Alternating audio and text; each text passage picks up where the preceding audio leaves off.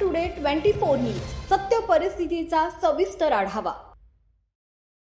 जळगाव जिल्ह्यातील शेतकऱ्यांच्या पीक विमा दाव्यांच्या प्रलंबित प्रकरणामुळे शेतकरी संघटनेने तीव्र नाराजी व्यक्त केली आहे।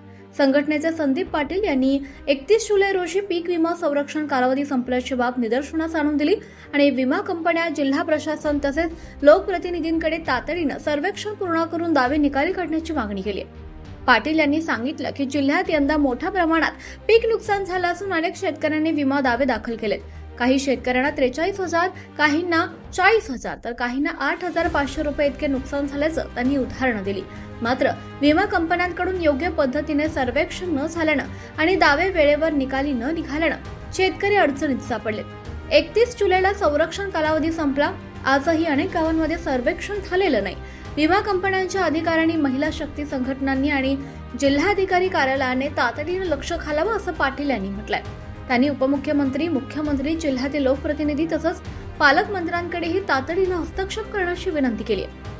पाटील यांनी स्पष्ट केलं की लोकप्रतिनिधी आणि अध्यक्ष म्हणून निवडून आलेल्यांनी फक्त शोपीस न करता खऱ्या अर्थानं शेतकऱ्यांच्या प्रश्नांवर लक्ष द्यावं।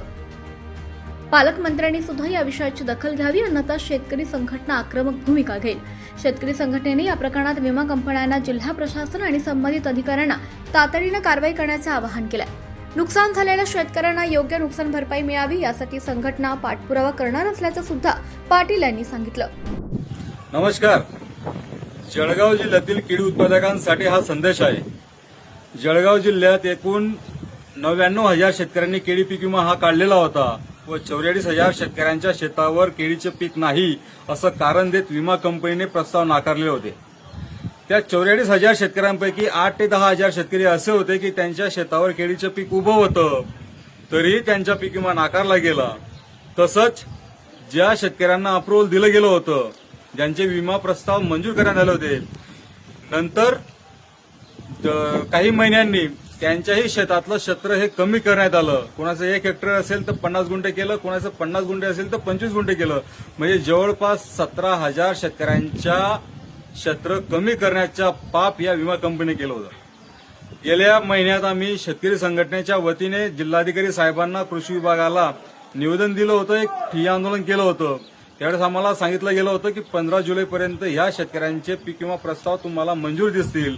मात्र आज 31 जुलै उगवला, आज पीक विमा संरक्षण कालावधी संपला, तरी त्या शेतकऱ्यांचे पीक विमा प्रस्ताव नामंजूर दिसत आहेत।